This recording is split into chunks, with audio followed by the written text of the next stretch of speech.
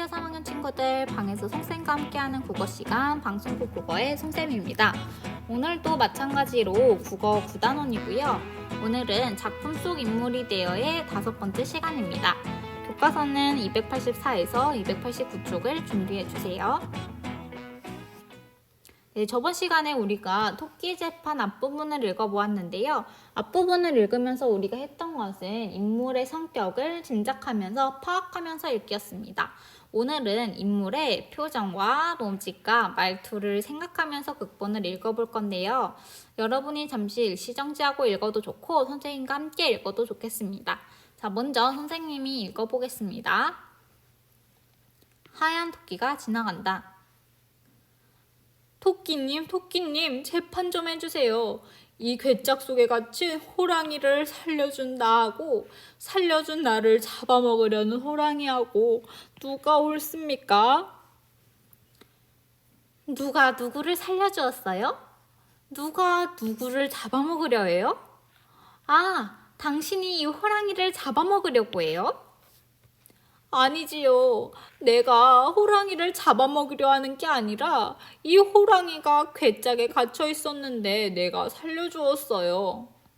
네, 알겠습니다.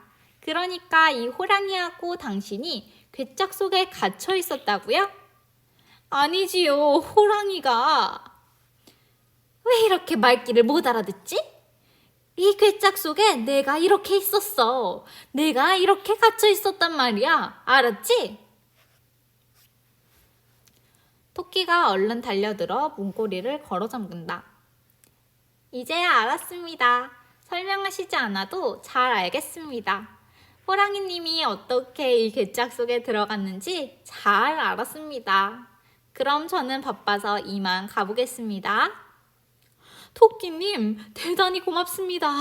이 은혜를 어떻게 갚아야 할지. 호랑이는 괴짝 속에 쭈그려 울부짖고 사냥꾼들이 돌아와 괴짝을 메고 고개를 넘어간다. 즐거운 음악이 흐르며 막이 내린다.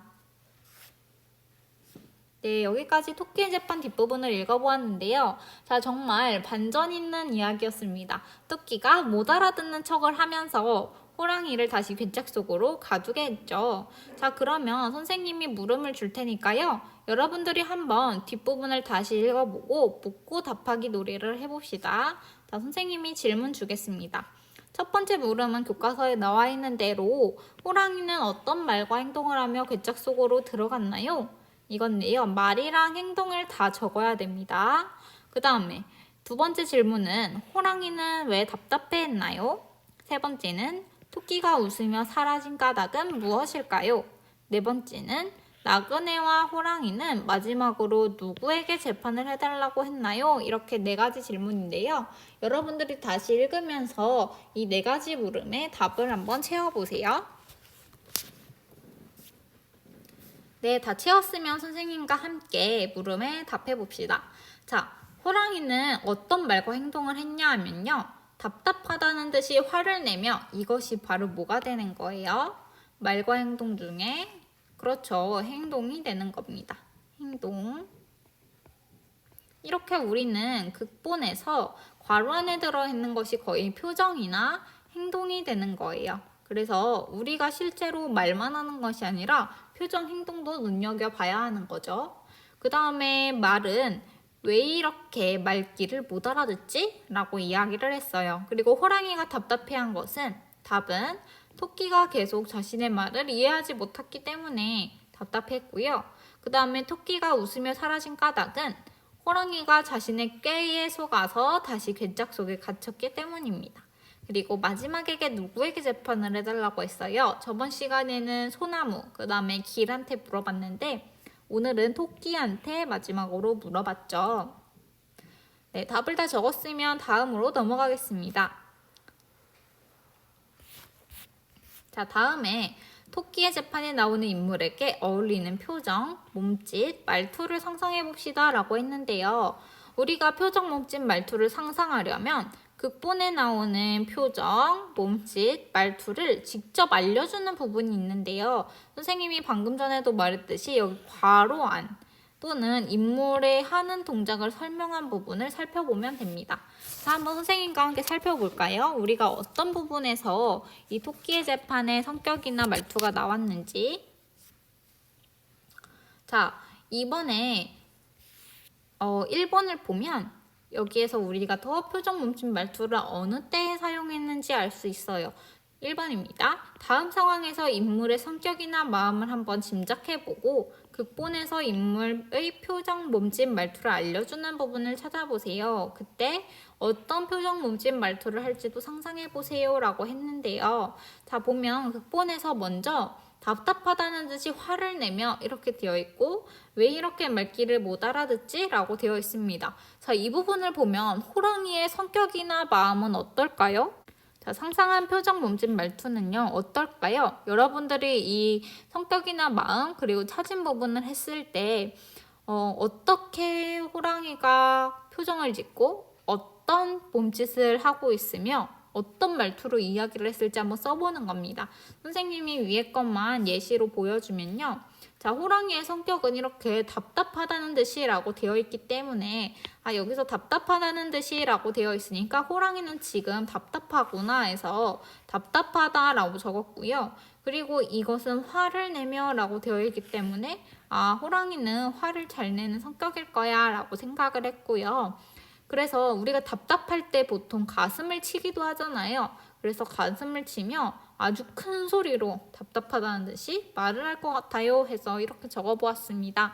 여러분이 그 아래쪽에 있는 거 그림을 한번 보고 극본에서 찾은 부분과 토끼의 성격이나 마음 그리고 상상한 표정 몸짓 말투를 적어보세요. 네, 다 적어보았으면 선생님과 답을 함께 맞춰봅시다. 선생님은 이 부분을 적었어요. 극본에서 토끼가 얼른 달려들어 문고리를 걸어 잠근다 이 부분을 선생님은 찾아보았는데 이 부분을 보면서 선생님은 너무 통쾌했어요. 그리고 정말 지혜롭고 꾀가 많구나 라는 생각을 했고요. 그래서 이때 토끼가 하는 말은 기쁜 표정, 즐거운 표정으로 빠르게 움직이며 기쁜 말투로 이야기했을 것 같다 라고 생각했습니다. 자, 그러면 다른 상황에서 인물에게 어울리는 표정, 몸짓, 말투를 상상해 보라고 했는데요. 한번 여러분들이 상상해 보고요. 앞쪽에 보면 괄호가 굉장히 많아요. 우리 다시 한번 이야기로 돌아가 볼까요? 자, 이야기로 돌아보면 이렇게 귀를 기울이고 여기 두 번째 부분에 보면 귀를 기울이고 한참 생각하다 이 부분이 바로 표정이나 몸짓이나 말투가 들어가 있는 부분이거든요. 이거 연기하는 거죠, 지금 토끼가. 그 다음에 괴짝 속으로 들어가면 호랑이 답답하니까 이런 식으로 한 거고 그 다음에 이제 알았습니다 라고 하는 부분도 웃으면서 그리고 토끼를 쫓아가면 이런 부분에서 우리가 말로만은 알 수 없는 표정 몸짓 말투가 어떻게 돼야 된다는 게 담겨져 있는 거예요. 이런 식으로 여러분들이 찾아가면서 이 부분을 한번 상상해 보면 좋을 것 같습니다.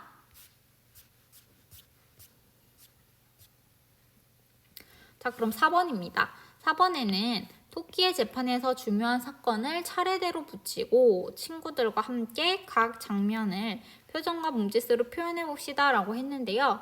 붙임 11번을 보면 여러 가지 붙임딱지가 있습니다. 그래서 여러분들이 직접 붙임딱지를 활용해서 한번 붙여보고 다 붙인 친구들은 선생님과 답을 맞춰보면 좋을 것 같습니다. 네, 다 맞춰보았으면 한번 선생님과 답을 확인해 봅시다. 자, 첫 번째로 사냥꾼들이 괴짝 안에 호랑이를 넣어두고 어디론가 가버렸어요. 그리고 두 번째로 나그네가 이 괴짝에 갇힌 호랑이를 발견했고 세 번째로 호랑이의 말에 이끌려서 나그네가 문을 열어주고요. 호랑이는 나그네를 잡아먹으려고 합니다. 그리고 첫 번째는 소나무에게 물어보았고 두 번째는 길에게 물어보았어요. 그리고 마지막에 토끼에게 물어보았는데 토끼가 말귀를 잘 알아듣지 못하자 호랑이가 직접 들어가게 되고 토끼가 자물쇠를 잠궈서 마침내 나그네가 살아난 이런 이야기였죠. 여기서 여러분들이 중요하게 보아야 할 것은 이야기의 내용뿐만 아니라 이때 토끼의 행동이 어떤지 이때 소나무를 맡았다면 소나무의 눈빛은 어떤지, 나그네는 어떤 상황인지, 여기 보면 나그네가 또 땀을 흘리고 눈썹은 축 처져 있고 이런 식의 표정들이 있잖아요. 행동들이 있는데 이러한 것을 잘 생각하면서 붙여보면 좋을 것 같습니다. 네, 그래서 토끼의 재판에서 일부분을 골라 알맞은 표정 몸짓 말투로 실감나게 소리내어 읽어봅시다 라고 했는데요. 여러분들도 한번 한 부분을 골라서 여러분이 실감나게 이야기를 해보았으면 좋겠는데, 말과 행동을 보고 먼저 성격을 짐작해야 합니다. 아, 호랑이가 답답해하면 이야기를 했네. 호랑이는 아마 성격이 급한가 봐. 이런 식으로 성격을 예측할 수 있겠죠. 그리고 주변에서 인물과 성격이 비슷한 사람이 어떤 표정 몸짓 말투를 사용하는지 생각해봐요 라고 했는데, 주변에 참을성이 없는 사람이 있다면 그 사람을 흉내내면서 호랑이 역할을 해도 좋고, 아니면 토끼처럼 꾀감하는 친구가 있다면 그 친구는 평소에 이런 말투를 많이 쓰지, 나는 이렇게 해봐야겠다 라고 하면서 연기해봐도 좋을 것 같습니다. 자, 6번은 아쉽게도 적을 수가 없겠죠? 네, 오늘 수업도 여기까지고요. 다음 시간에는 실제로 연극을 한번 해보는 시간입니다. 그러면 다음 시간 기대하면서 다음 시간 때 다시 만납시다.